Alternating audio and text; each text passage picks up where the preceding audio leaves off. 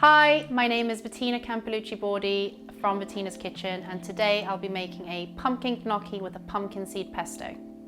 We're going to start off the recipe by putting our pumpkin. I'm going to use a kabocha pumpkin for this recipe. It's going to go in the oven for 180 degrees for about 45 to 60 minutes. While that's cooking, I'm going to start peeling the potatoes and get those into the boiling water. They need to boil for about 15 to 20 minutes until nice, soft and fluffy. I've just taken the pumpkin out of the oven. We're going to make an incision at the top of the pumpkin and pick out the nice, soft, fleshy bit from the inside while picking out some of the seeds.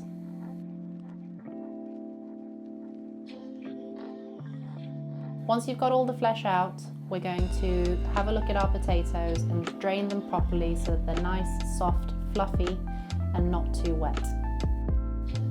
Now that the potatoes are drained, have a nice flat surface like this one and mash the potatoes with the back of the fork to a smooth puree. Now we're ready to make the gnocchi dough. We're going to mash the pumpkin pulp and the boiled potatoes with a potato masher or a fork. And next we're going to add flour and salt and work our way through the dough. Mix all ingredients into a dough with your hands, and please make sure to mix the dough quickly and just until combined, otherwise the flour's gluten will make the gnocchi tough. If it feels really sticky, just feel free to add a little bit more flour, but don't go overboard. Once the dough is well incorporated and no longer sticky, we're going to let it rest in the fridge for about 20 minutes. While the dough is resting, we're going to make our pumpkin seed pesto. For the pesto, you need some garlic, some pumpkin seeds, some olive oil, some salt, and some lovely basil. Work your way through with a pestle and mortar, and I like using a pestle and mortar just because you get lots of nice chunky bits. It's a slow process, but it's a lovely one. Once the pesto is ready, set aside, and now let's get back to the dough.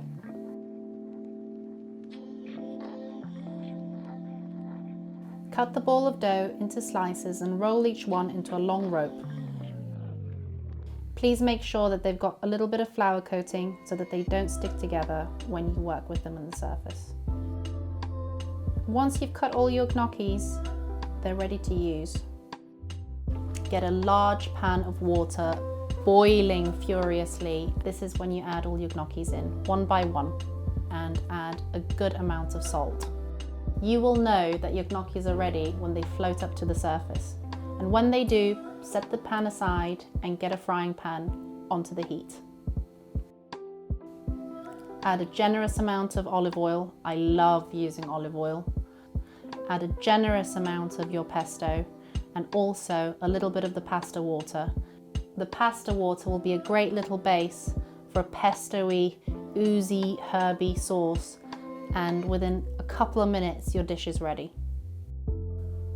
Plate up straight away, add a generous amount of pesto if you've got any left over, and I love grating some macadamia on top to emulate some parmesan, and it's got a beautiful nutty flavour.